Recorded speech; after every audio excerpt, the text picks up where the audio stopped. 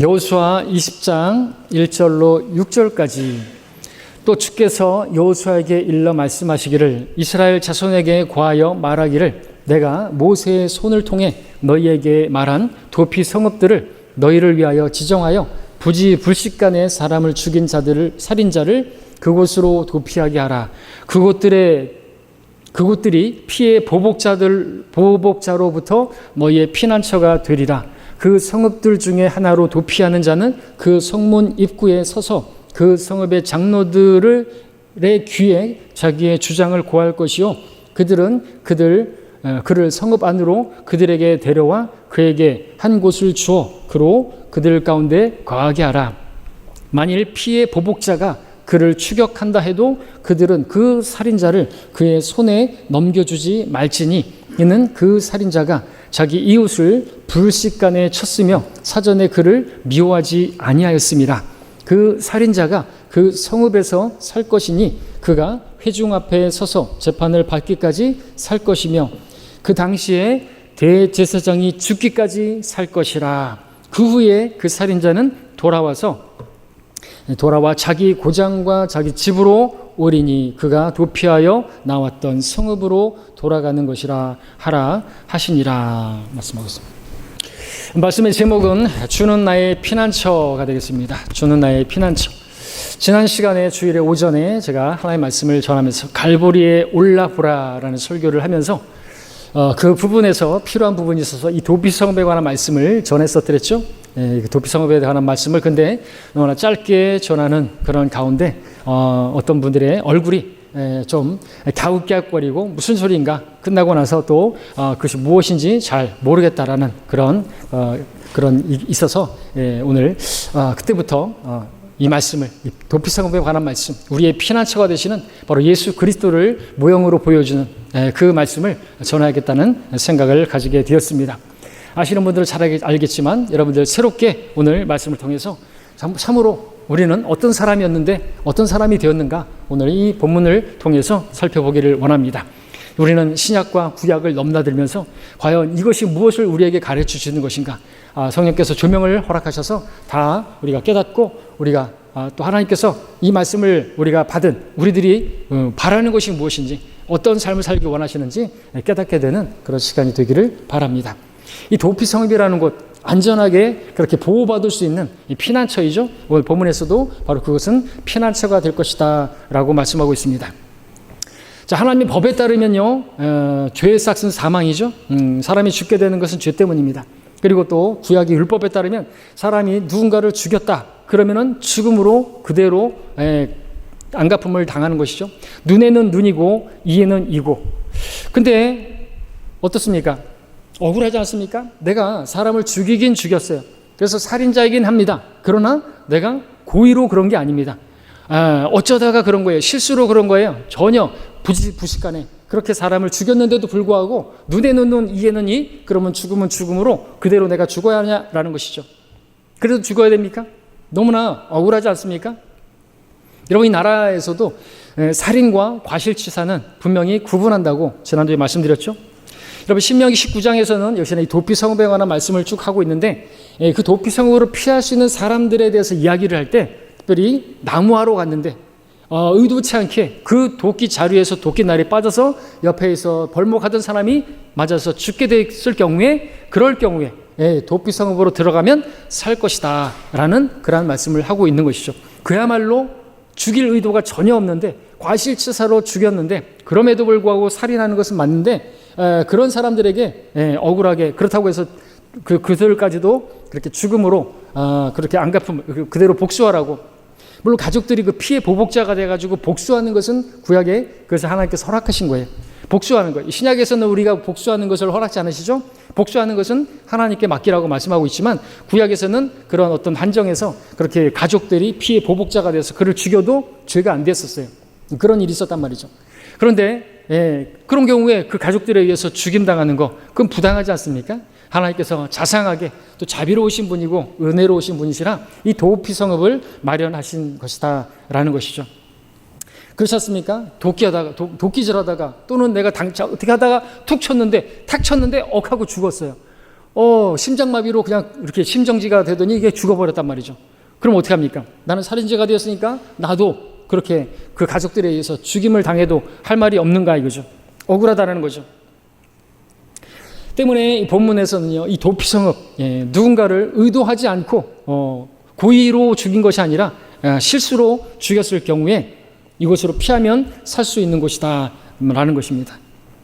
그래서 제가 만일에 도피성읍으로 피하기만 하면요, 저는 제가 실수로 부지 중에 어떤 사람을 죽였을 경우에 그 죽음에 대한 책임을 지지 않을 수 있고 그곳에서 안전하게 거할 수 있게 된다라는 것입니다. 제가 도피성읍 안에 거하는 동안은 제가 이 부지 중에 죽인 그 가족들, 그 피해 보복자들로부터 저는 보복을 당하지 않을 수 있게 된다는 것입니다. 자, 이처럼 피해 보복자인 피해자의 가족들로부터 어떤 보복이나 심판도 받지 않을 수 있게 보장되는 곳이, 안전이 보장되는 곳이 도피성읍이라는 곳인데요. 자, 이런 말씀을 왜 하는 것입니까? 오늘날 우리가 가고자 갈 수 있는 하나님께서 마련하신 도피성읍이 따로 마련되어 있는 것도 아닌데 이런 말씀이 오늘 우리에게 무슨 의미가 있고 이런 말씀을 왜 이 귀한 시간에 우리가 들어야 하는 것입니까? 구약에 있는 모든 말씀들은 바로 우리 주 예수 그리스도를 보여주고 있죠. 성경을 상고하라. 이 성경이 나에 관하여 증거하고 있습니다. 이 도피성읍이 보여주는 게 뭐냐니까 바로 우리 주 예수 그리스도, 피난처 되시는 우리 주 예수 그리스도를 보여주고 있기 때문인 것이죠. 그래서 우리는 그 도피처이신 예수 그리스도로 피했는데 이 도피처의 모습이 바로 우리 주 예수 그리스도를 정확하게 무형적으로 보여주고 있기 때문에 우리가 그것을 발견한다면 우리가 어떤 사람인지를 분명하게 볼 수 있고 우리는 또 어떻게 살아야 하는가 그것을 깨닫게 되는 것입니다. 자, 그렇다면 이제 우리가 이 말씀을 통해서 알아야 할 것이 뭐냐 하니까 먼저는 우리 모두가 다 우리는 과실치사로 의도하진 않았지만 고의는 아니었지만 예수 그리스도를 죽인 자들이다라는 그 사실이 전제가 되어야 되는 거죠. 그것이 성립되어야 되는 것입니다. 우리는 알든 모르든 우리가 의도하든 의도하지 않았든 우리는 모두가 어떤 사람들이에요? 우리는 하나님의 아들을 죽인 자들이에요. 그 예수 그리스도의 죽음에 대한 책임이 없지 않다라는 것이죠. 그것을 우리가 알아야 하는 것입니다. 이것을 여러분들이 동의하든 동의하지 않든 또는 여러분들이 이해하든 이해하지 않든 상관없이 구원받지 않았다고 한다면 동의하지 않겠지만 이해하지 못하겠지만 구원받은 성도들이라면 다 이해하잖아요. 맞지 않습니까? 우린 예수 그리스도의 죽음에 책임이 없지 않잖아요. 왜요? 예수님은 뭐 때문에 죽으셨대요? 모든 인류를 위해서 죽으셨어요? 아니죠. 그렇게 이해하는 것에서 떠나서 더 구체적으로 내 죄 때문에 죽으셨다면서요. 내 어머니가 아니고 내 아버지가 아니고 내 자녀가 아니고 나의 죄 때문에, 내가 죄인인데 내 죄 때문에 예수님이 죽으셨으니까 내 죄가 예수님을 죽인 것이고 그러므로 내가 예수님을 죽인 거 아닙니까? 그러니까 예수님이 죽음에 대해서 책임이 있다라는 것이죠. 여러분, 죽음은 왜 주어진 것입니까? 죽음 자체는 성경에 따르면 죄의 싹은 사망이에요. 모든 사람은 그 죽음으로써 자신이 죄인이라는 사실을 입증해내는 것입니다. 죄가 없다고 하면 죽지 말아야 돼요. 난 죄인이 아니라 그렇게 복음 전하는데 떠드는 사람들, 그런 사람들을 죽지 말라고, 죽지 말아야 된다고. 성경에 따르면 죄의 싹은 사망이라 죽는 것이에요. 근데 예수님은 왜 죽으셨나요? 예수님은 죄가 없으신 분이신데 그러니까 예수님께서는 당신에게 죄가 있어서가 아니라 우리의 죄를 담당하시고자 바로 나의 죄 때문에 십자가에서 죽으셨다고 성경은 말씀하고 있는 것입니다. 예수님은 모든 사람의 죄 때문에, 아니 나의 죄 때문에 죽으신 것이에요. 내 죄가 예수님을 죽게 했다는 것이죠. 그래서 예수님의 죽음에 대한 책임이 나에게 있다라는 것입니다. 하지만 저는, 그리고 여러분도 그렇겠죠. 예수님을 의도적으로 고의로 죽인 것은 아닌 것입니다. 제가 죄를 지어서 저의 죄가 예수님을 죽게 한 것은 사실이지만 저는 예수님이 죽기를 바라면서 죄를 지은 것은 아니지 않습니까?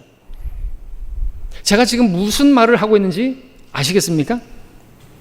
무슨 말이냐면 저는 저의 죄 때문에 예수님이 죽기는 했지만 그럼에도 저는 살인자는 아니다라는 것입니다.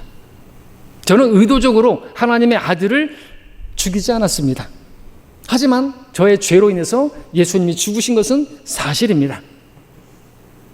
그것은 무엇을 말하냐니까 저는 살인자이긴 하지만 의도한 건 아니기 때문에 과실치사 범인 것만큼은 확실하다는 것이죠.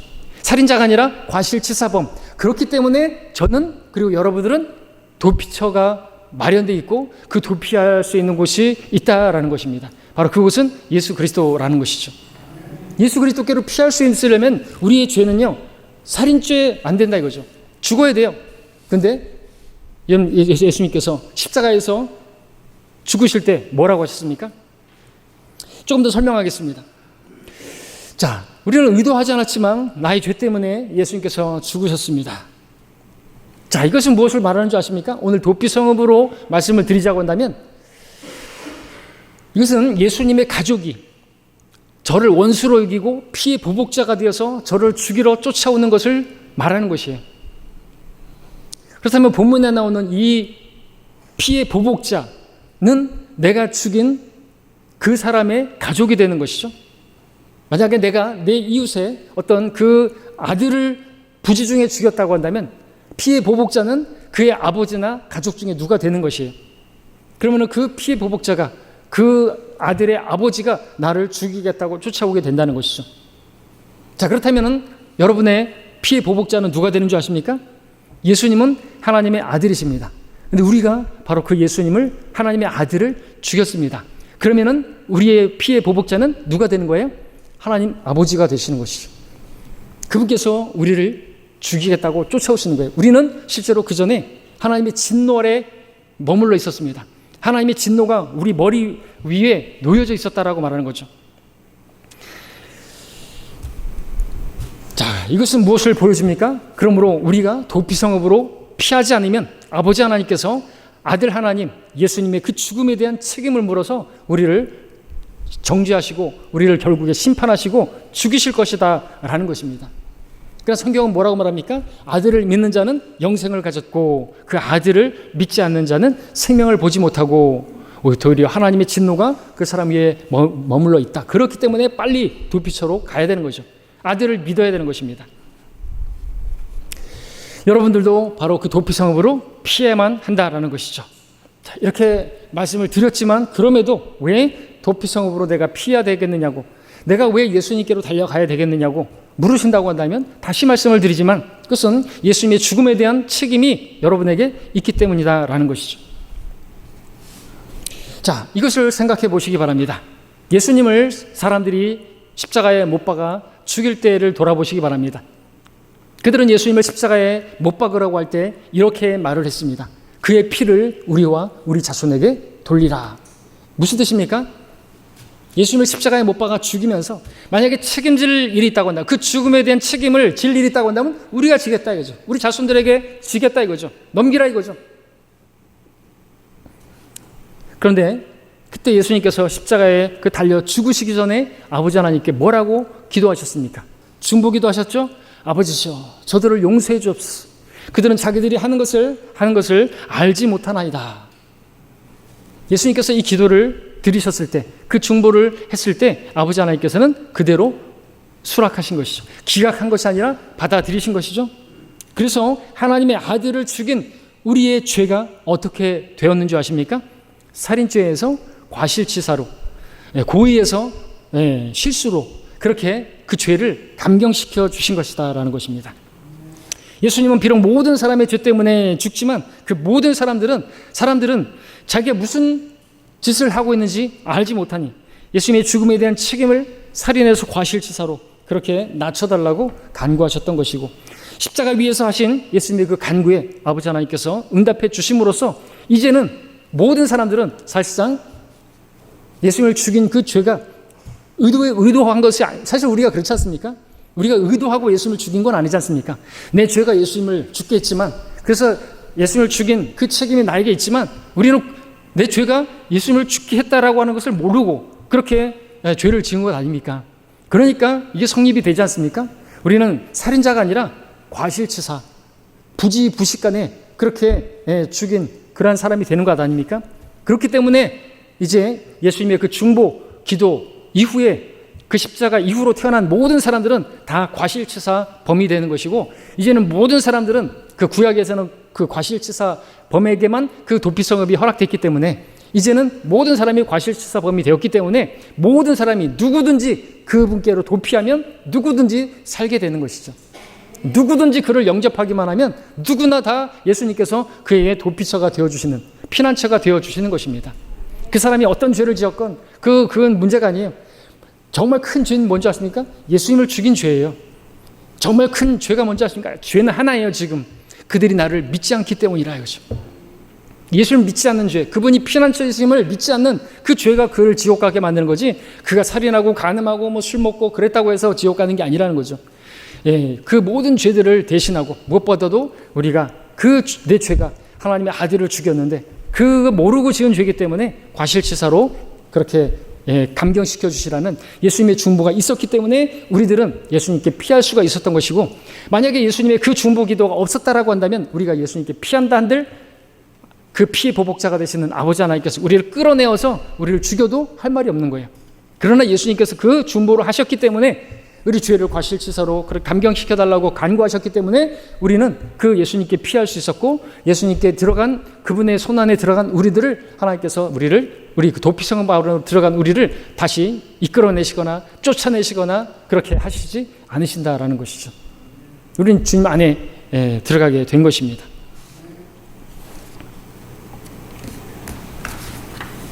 자, 이 도피성이 무엇을 보여주고 있는 것인가 이거죠. 우리의 도피성 되시는, 피난처 되시는 예수 그리스도를 보여주고 있는 것입니다. 그래서 이제는 누구든지 예수님의 십자가 이후로 누구든지 예수 그리스도 안으로 들어오기만 하면 누구나 구원을 받게 되는 것입니다. 그렇게 예수 그리스도 안으로 들어가게 되면 누구도 그리스도 안에 있는 우리들을 정죄하거나 우리를 또 들어와 가지고 죽일 수도 없어요. 우리 그리스도 안으로 들어간 우리들은 요한복음 10장에 따르면 하나님의 손안에서 우리를 빼앗아갈 자가 없고요. 우리는 또 그 그리스도 안에 있어요. 하나님 안에 있고 그리스도 안에 있어요. 우리를 해치려고 한다면 어떤 존재가 예수님도 죽여야 하고 하나님도 죽여야 되는 것입니다. 그런 일은 없는 것이죠. 우리를 끌어내서 그 피난처 되시는 그리스도 안으로 들어간 우리들을 끌어내서 우리를 보복할 수가 없다는 거죠. 그래서 그리스도 예수 안에는 결코 정죄함이 없나니라는 말씀이 성립되는 것입니다. 누구도 우리를 끌어내지 못하고 누구도 우리를 어떻게 해칠 수가 없는 것이에요. 우리를 정죄할 수 없는 것입니다. 자, 그래서 우리는 이 본문을 읽으면서 우리는 도피성읍이 되시는 예수 그리스도를 발견하게 되는 것이죠. 그리고 이 도피성읍으로 내가 들어가지 않으면 나는 죽은 자나 마찬가지라는 사실을 발견하게 되는 것입니다. 그렇죠? 아닌 게 아니라 성경은 우리가 살아있지만 죽은 자나 마찬가지라고 말씀하고 있지 않습니까? 물 밖에 나온 물고기가 살아있는 것 같지만, 도간에 든 쥐가 살아있는 것 같지만 죽은 것이나 마찬가지죠. 향락 속에 사는 여인이 살아있는 것 같지만 죽은 것이나 마찬가지인 것처럼 죽은 자나 마찬가지예요. 얼른 도피성읍으로 들어가지 않으면 그 살인자는, 그 과실치사범은 죽은 자나 마찬가지라는 것입니다. 그래서 저는 이 말씀을 통해서 저의 상태를 알게 되었고, 심판자 하나님께서 저를 향해서 진노하시고 저를 심판하시고자 하시는, 그러한 심판하시는 분으로 보게 된 것이죠. 하지만 그 순간에 저는 눈을 들어 갈보리에, 그 산에, 그 언덕에 십자가에 달리신 예수님을 바라보게 되었고 그분께로 달려갈 수가 있었던 것입니다. 그 갈보리 언덕으로 올라갈 수 있었던 것이죠. 그 예수님을 보게 되었던 것입니다. 근데 제가 그 갈보리 언덕에 그 십자가에 못 박히신 예수님을 발견할 수 있었던 이유가 뭔지 아십니까? 그 이유가 무엇인지 궁금하지 않습니까? 그 이유는 바로 그 예수님을 만나는 일은 어려운 일이 아니기 때문에 그렇습니다. 그 예수님을 발견하는 것은 아주 쉬운 일이기 때문에 그렇다라는 것이죠. 찾고자 하면 찾을 수가 있는 분이에요. 예수님은 멀리 어디 꽁꽁 숨겨져 있는, 또 자신을 숨기시고 우리가 그렇게 막 찾아내고자 애를 써야 찾아질 수 있는 그런 분이 아니라는 거죠. 이는 주를 찾게 하려 함이라. 사람들이 하나님을 감지하려 하면 만나리니 그분은 우리 각 사람에게서 멀리 떨어져 계시지 아니하도다. 우리 주님은 찾고자 하면 찾은 바 될 수 있는, 구하면 얻을 수 있고, 두드리면 열릴 수 있고, 찾으면 찾을 수 있는, 너무나 쉽게 우리 가운데 계시는 분이다라는 것이죠. 근데 아십니까? 바로 이 도피성읍이 그와 같은 곳이에요. 도피성읍의 특징, 무엇보다도 뭔지 아는요? 찾기가 쉽다는 거예요. 찾기가 쉬워요. 여러분, 도피성읍이 6개가 있는데 그 요단강을 중심으로 해서 좌측과 우측과 그리고 위쪽 상단과 중간과 그리고 아래쪽에 그 배열을 보게 되면 여러분들 우리 러크만 주석 성경에 그 지도에는 안 나오지만 그 전에 우리 성경 지도표나 이런 데 보면요. 그 도피 성읍 6개 보면 어디서든지 어떤 일을 하다가 벌목하다가 도끼자루 쳐다가 어디로든 빨리 도망갈 수 있도록 딱 그렇게 배치해 놓은 것을 보게 되는 거죠. 아주 가까운 곳에 또 찾기 쉽도록 도피 성읍은요. 다른 어떤 지대가 아니에요. 골짜기에 막 있는 게 아니에요. 어디 평지에 있는 것도 아니에요. 높은 산지, 언덕 위에 있습니다. 우리 함께 여호수아 20장 1절은 그 다음 7절, 8절을 오늘 본문 다음 두 절을 보겠습니다. 7절, 8절 교대로 읽겠습니다. 사람들이 납탈리 산지의 갈릴리에 있는 케데스와 에프라임 산지의 세켐과 유다 산지의 헤브론인 키럇 아르바를 지정하였더라.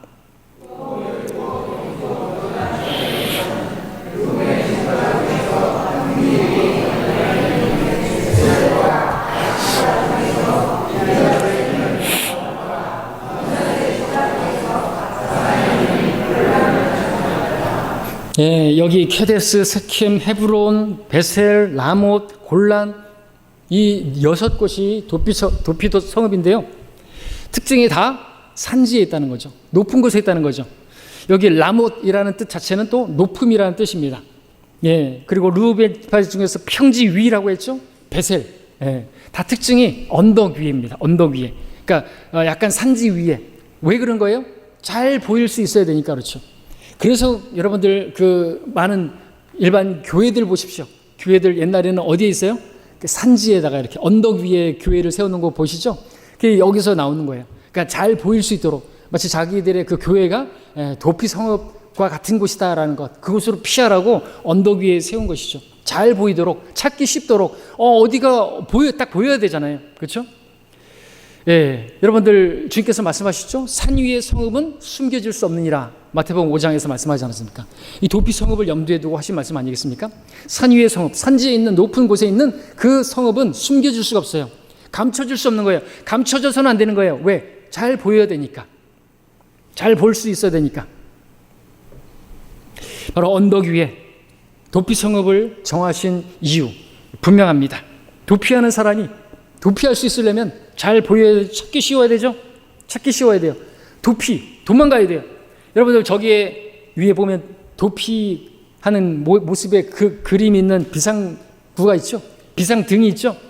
잘 보이는 곳에 있어야 돼요. 위쪽에 있어야 돼요. 그죠? 막 여기 연기가 꽉 차고 그러면 밑에 숨겨져 있다든지 그러면 안 되잖아요. 위에 있죠?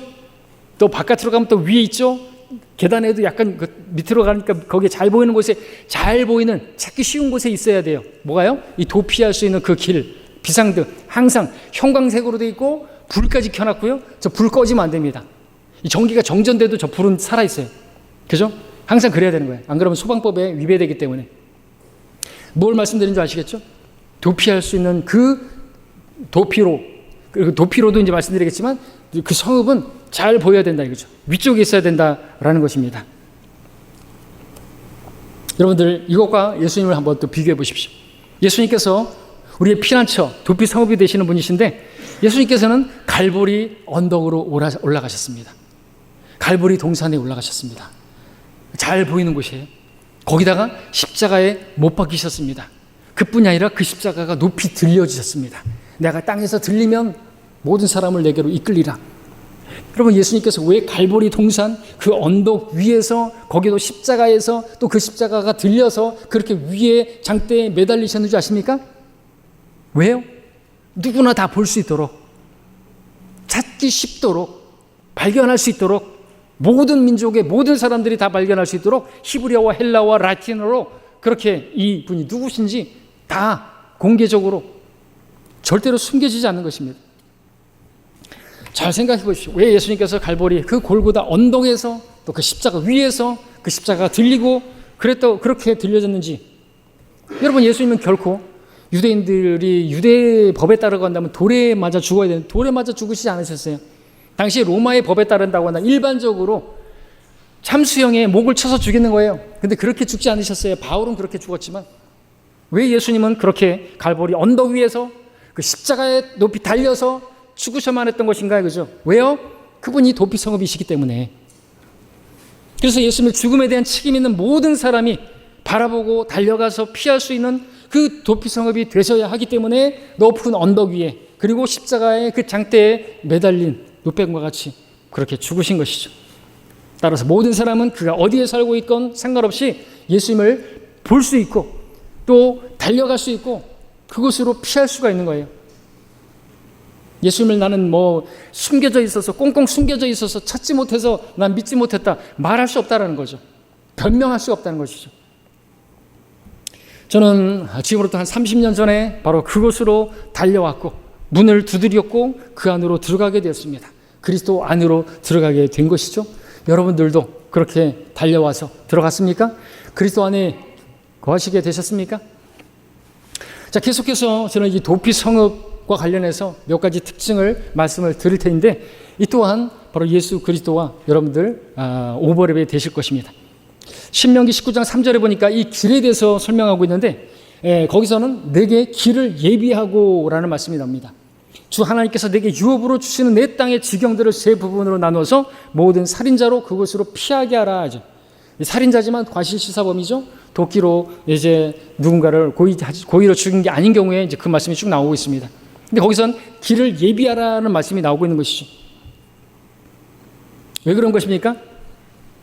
이것은 길을 잘 정비하라는 것이고요. 실제로 역사 그 기록들에 따르면 이 길은 항상 정리가 잘 되어 있습니다. 정리가 잘 되어 있다는 거예요. 정비가 잘 되어 있었다는 거죠. 왜 그럴까요? 왜냐하면 그 길을 정비하지 않으면 그 길은 그 도피 도성으로 가는 길인지 아닌지 모르게 될 수 있지 않습니까? 왜? 그렇게 부지 중에 사람을 죽이는 경우가 그렇게 많지는 않을 것이고 그곳으로 가는 사람들이 그렇게 많지 않을 것이고 또 그 길을 찾는 자가 당연히 적기 때문에 사람의 왕래가 적으면 어떻게 돼요? 거기가 길이 아니고 어디가 숲이고 어디가 늪인지 알지 못하게 되는 것처럼 여러분 우리 산들 보십시오. 이렇게 정리가 안 되면은 칡넝쿨이 다 뻗어 나와가지고 딱 그 길을 다 막아버리면 어떻게 되는 거예요? 어디가 길인지 도피성으로 가는 길인지 또는 거기에 우리 여기 대나무처럼 막 우후죽순이라고 비온 뒤에 막 대나무가 막 서 있으면 어떻게 돼요? 거기 뚫고 지나가야 되는 게 얼마나 힘들까. 여러분 예수님께로 가는 길이 그렇게 막 장애물이 있고 막 그렇게 주변에 막 함정이 있고 올무가 있고 그러면 되겠습니까? 안 된단 말이죠. 나는 길이요라고 말씀하셨는데 그 주님께로 가는 길이 막 여기저기 막 함정이 있고 웅덩이가 있고 막 칡넝쿨이 막 들러 있고 막 아카시아 나무 가시가 막 있어서 막 찔리고 그렇게 되면 안 되는 거예요. 그러니까 정리하라고. 그 길로 오는데 어떤 거침도 없게 만들어 놓으라 이거죠. 근데 거기다가 막 쥐레를 깔아놓고 부비치랩을 설치하고 그럼 됩니까? 제가 이걸 왜 말하는 줄 아십니까? 많은 교회들이 그러고 있어요. 예수님께 가는 구원받는 길이 너무나 어려워요. 그 길에다가 온갖 부비치랩 함정들 다 만들어 놓고 그 예수님께 이르는 것이 너무나 힘든단 말이죠. 너무나 힘들어요. 구원받기가 너무나 힘들게 만들어요. 그렇지 않다라는 거죠. 이 도피성을 보십시오. 얼마나 그 길을 찾기가 쉽습니까? 잘 보이는 곳에 있습니다. 그 길을 가는 게 있어서 다 정비가 됐어요. 역사에 따르면 이게 폭도 17m래요. 17m. 당시에 뭐 도보로 또 나귀 타고 막 가는데 무슨 17m면 이게 몇 차로예요?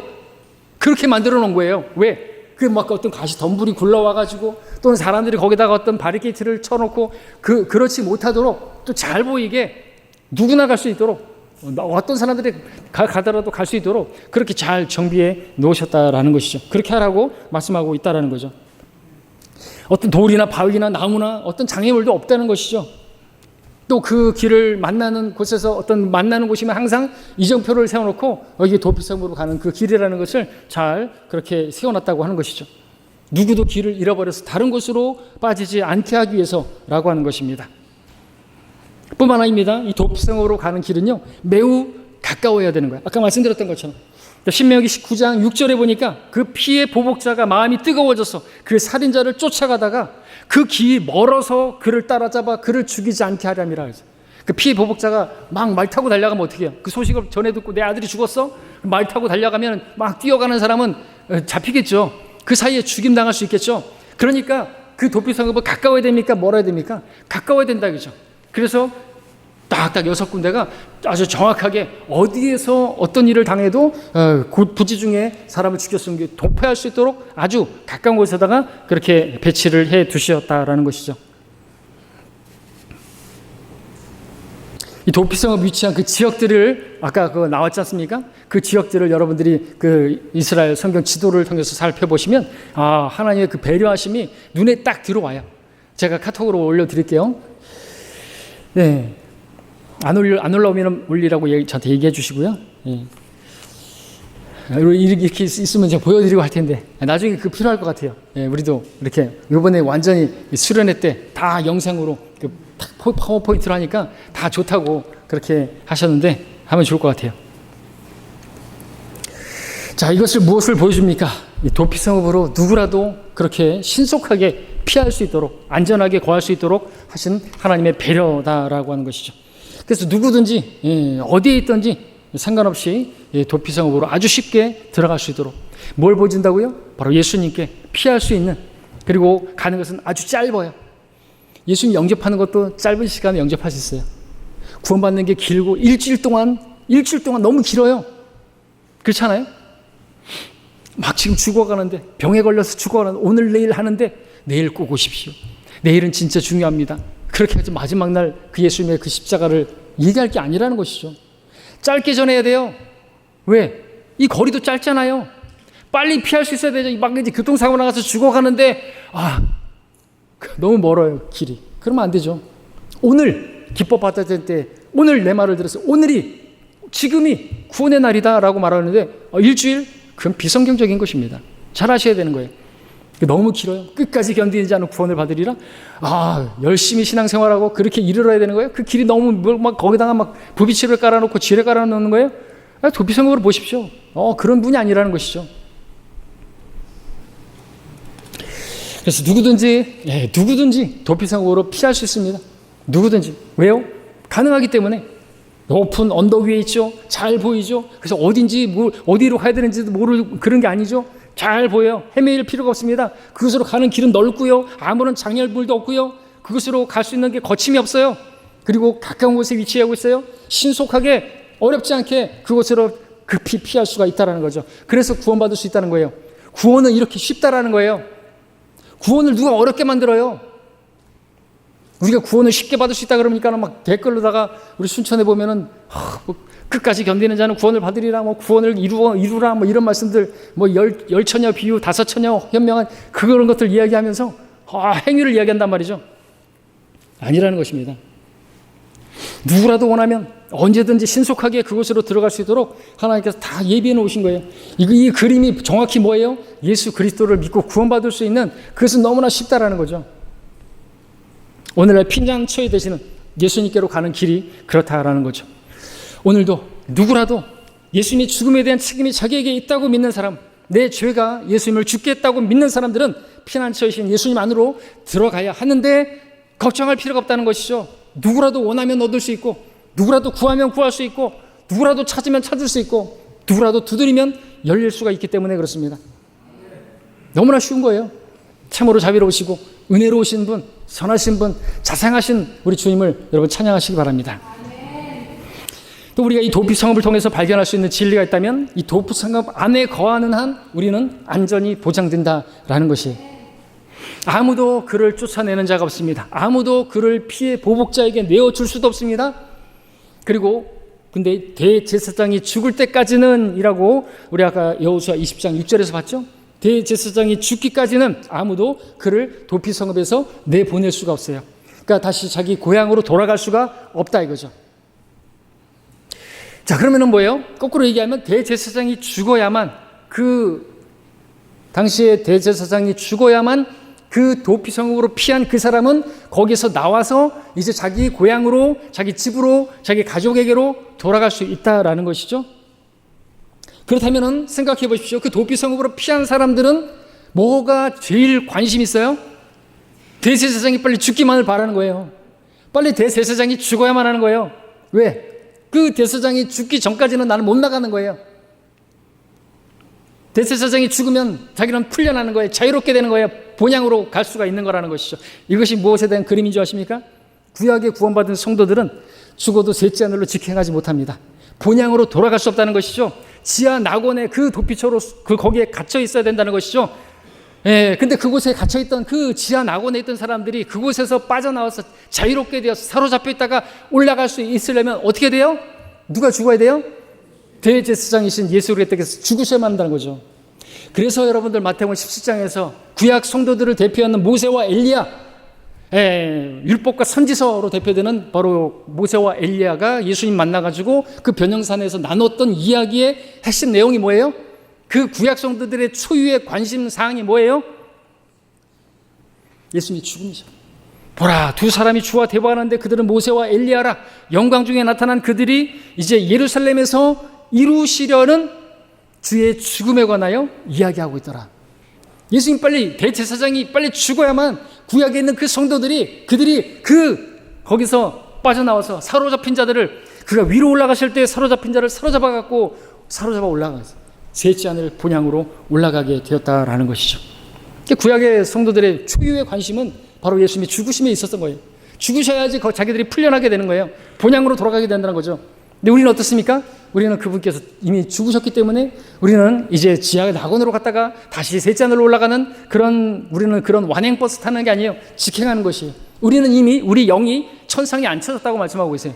우리는 벌써 셋째 하늘에 가 있는 거예요. 예, 우리는 그리스도 안으로 침례받았고, 우리는 성령 안에 잠겼고, 우리는 그분과 완전히 연합된 그분의 피난처 안에 들어간 것이죠. 자, 이것이 무엇을 의미하는 줄 아십니까? 이것은요, 우리의 구원은 영원히 안전하다는 거예요. 영원히 안전하다는 거죠.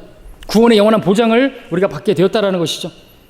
우리는 죽으면 구약 성도들과 같이 그렇게 지하낙원으로 갔다가 그곳에 사로잡혀 있다가 갇혀 있다가 그렇게 올라가지 않습니다. 곧장 올라갑니다. 얼마나 놀라운 은혜인 것입니까? 우리의 죄로 인해서 죽으신 그분이 우리의 피난처가 되신다라는 거죠. 우리 함께 히브리서 말씀을 찾아보겠습니다. 히브리서 6장 17절로 20절까지 교대로 읽어보겠습니다. 히브리서 6장 17절.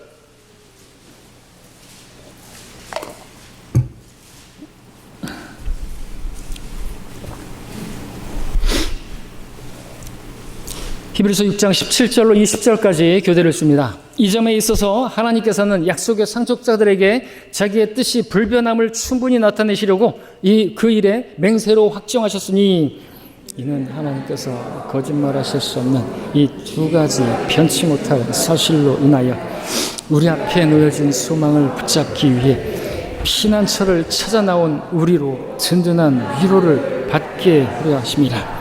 우리가 이 소망을 손에 닷같이 가졌으니 확실하고 견고한 소망이라. 이로써 우리 혼이 휘장 안에 있는 곳으로 들어가나니, 선두주자이신 예수께서도 우리를 위하여 그곳으로 들어가시어 멜키세덱 계열에 따른 영원한 대제사장이 되셨느니라. 아멘. 예, 대제사장이신 그분께서 휘장을 열고 그곳으로 들어갔습니다. 피난처를 찾아 나온 우리라고 말하고 있습니다. 바로 예수님이시죠. 예수님 우리의 피난처가 되십니다. 우리는 그분께 도피한 피난민들인 것이죠. 여러분 어떻습니까? 자, 이 말씀에 근거해서, 또 우리 여호수아 말씀에 근거해서 제가 하나의 간증 형태로, 하나의 시나리오로 말씀을 드려볼 테니까 여러분들 조금 더 아직도 이해가 조금 안 되는 아리까리한 부분들이 있다고 한다면 조금 더 이해를 돕기 위해서 말씀을 드려봅니다. 저는 부지 중에 어떤 사람을 죽였습니다. 그래서 즉시로 도피를 했습니다. 저는요, 제 가족과 제 친구들을 뒤로 하고요, 그 도피성으로 달려갔습니다. 저는 누군가 저를 죽이러 온다는, 피해 보복자가 있다는 사실을 알게 되었습니다.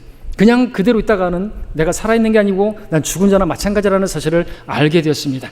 죄의 싹은 사망이라는 사실을 알게 되었습니다. 서둘러서 도피처로 도망가야 한다는 사실을 알게 된 것이죠. 제가 도피성에 이르렀습니다. 문을 두들겼습니다. 근데 그 안에 있는 사람이 물었습니다. 문을 두드리는 자는 누구냐? 저는 대답했습니다. 저는 죄인입니다. 저는 실수로 사람을 죽였습니다. 죽임당하지 않기 위해서 이곳으로 도망쳐 왔습니다. 그가 다시 물었습니다. 너는 누구를 죽였느냐? 저는 자백했습니다. 저는 예수님을 죽였습니다. 하지만 일부러 죽인 건 아닙니다. 정말입니다. 고의로 죽인 게 아니에요. 모르고 한 일입니다. 저는 저의 죄 때문에 예수님이 죽으셨다는 사실조차도 몰랐습니다. 하지만 그럼에도 저는 죄인입니다. 예수님의 죽음에 대한 그 책임이 저에게 없지 않습니다. 그 사실을 부인하지 못합니다. 하지만 저는 죽고 싶지 않습니다. 저는 받고 싶지 않습니다. 저의 죄 때문에 예수님이 돌아가셨다는 그 사실에 정말 용서를 구합니다. 정말 죄송하게 생각합니다. 제발 그러나 제가 도피성 안으로 들어갈 수 있도록 문을 열어주시겠습니까? 그러자 감사하게도 문이 열렸습니다. 그리고 저는 그 안으로 들어갔고 곧 문이 닫혔습니다.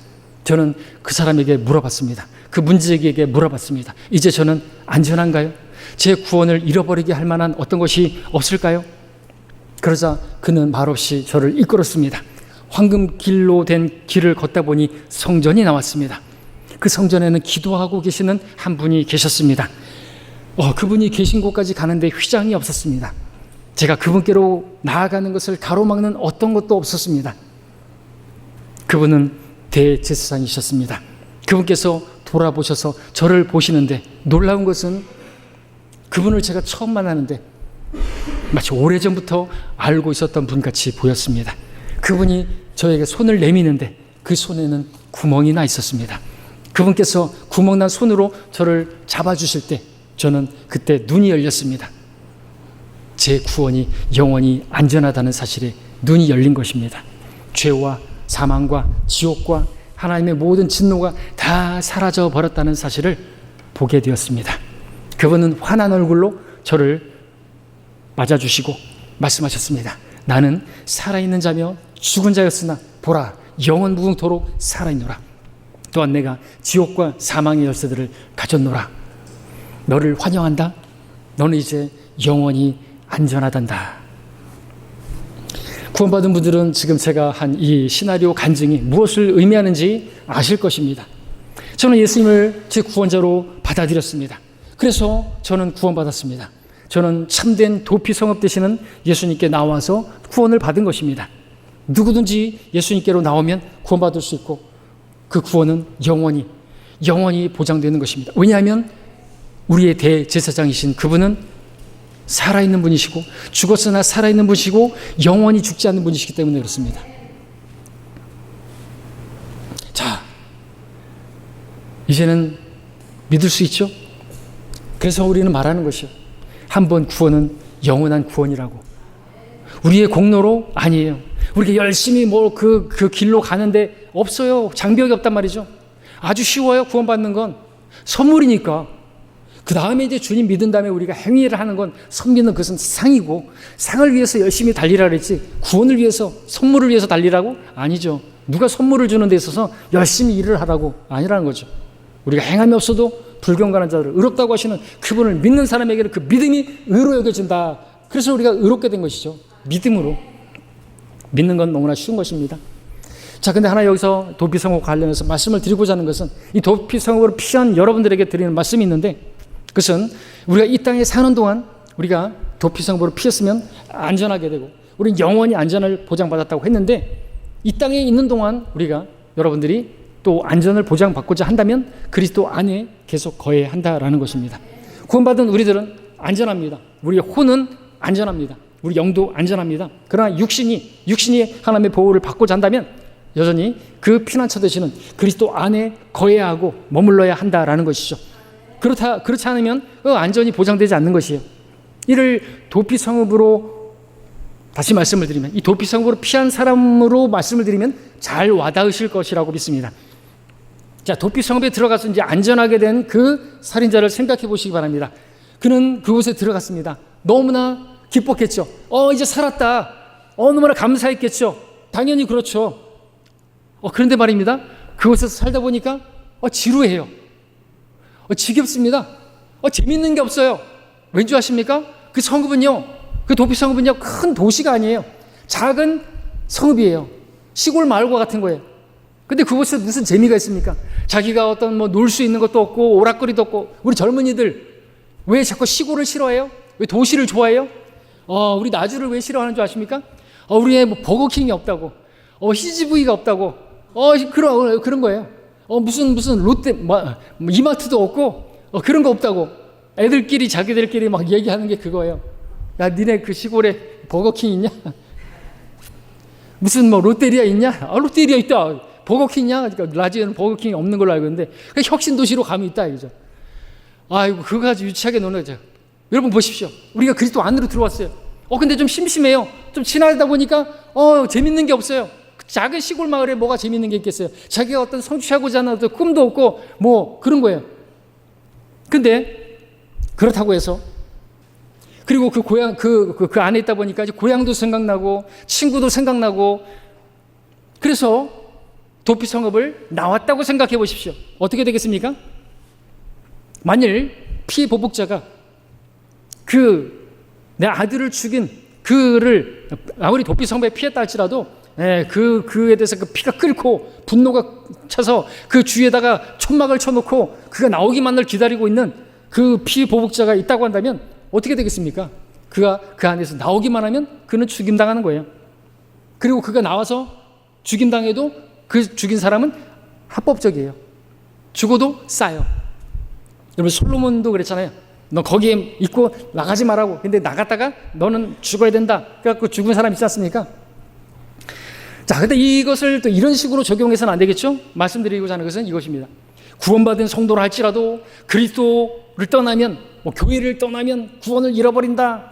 이런 식으로 적용해서 설교하면 안 되겠죠? 가르치면 안 되겠죠? 그럼 성경 전체 우리 바울 서신을 다 뒤집어 엎어버리는 것이기 때문에 그렇습니다. 그런데 많은 교회들이 이런 식으로 적용하고 이런 식으로 가르쳐요. 제가 막 여기저기 봤습니다. 유튜브도 보고 또 문서도 봤는데 김재선 목사라고 하는 사람이 국민일보에다가 이 도피성에 대한 칼럼을 썼는데 이렇게 썼습니다. 살인자가 도피성 밖으로 나가면 피를 복수하는 자가 그 살인자를 죽일지라도 죄가 없다고 말씀합니다. 도피성으로 피하는 자가 답답하다고 도피성 바깥으로 나갔다가 자신의 생명을 쫓는 자에게 붙잡혀 살해돼도 그를 죽인 사람은 죄가 없습니다. 도피성에 피한 사람은 그러므로 답답하더라 할지라도 인내하며 견디면서 그 도피성읍에 거해야 됩니다. 그래서 끝까지 견디는 자는 구원을 받으리라고 했지 않습니까? 이렇게 쓰고 있는 거예요. 이러면 안 되는 것이죠. 그야말로 행위구원을 가르치는 거죠. 그 안에서 계속 거해야 되는 거예요. 거짓교리인 것입니다. 그럼 우리는 이것을 어떻게 적용할 수 있습니까? 우리도 이것까지 볼 수 있어야 되겠죠. 우리가 그리스도 안에 들어왔는데 재미난 일도 없고 신나는 일도 없고 세상으로 가면은 신나는 일 있고 막 즐겁고 막 그런데 오락거리도 있고 향락거리도 있고 그런데 그래서 그 세상을 자랑해서 그 세상을 탐해서 죄에게 자신을 내어주면 하나님의 보호를 받지 못한다는 것이죠. 사탄의 공격을 받을 수 있다는 것입니다. 여러분 성경은 마귀가 울부짖는 사자와 같이 산길차를 주로 찾아다니고 있다고 말하고 있습니다. 마귀는 피난처를 떠나서 세상 밖으로 나온 그러한 성도들을 언제라도 공격할 준비를 갖추고 있는 거예요. 주님을 멀리하고 주님 안에 있기를 거부하고 육신적으로 나아가는 성도들은 마귀가 호시참탐 누리고 있다는 것이죠. 그러므로 저와 여러분들은 피난처로 들어간 그리스도 안에 들어온 여러분들 계속해서 주님 안에 주 안에 거해야 한다는 거죠. 내 안에 거하라.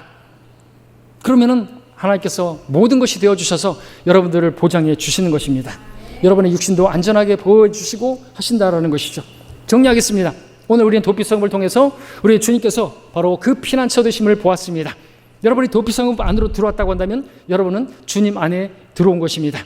주님 안에 있다고 한다면 여러분 안전할 뿐만 아니라 모든 것이 보장됩니다. 그것을 도피성읍이 6성읍 이름으로 보면은 놀랍게도 예수 그리스도를 완벽하게 보여주고 있는데요. 케데스, 그 전에 세켐은 어깨라는 뜻입니다. 예수님께서는 우리의 죄의 짐을 대신 져 주신 분이죠. 또 우리의 모든 수고하고 염려하고 있는 모든 짐들을 주님께 맡기면 다 져 주시는 어깨가 되시는 분이십니다. 멍에를 매지만 멍에는 내가 매는 게 아니라 주님이 매시는 거예요.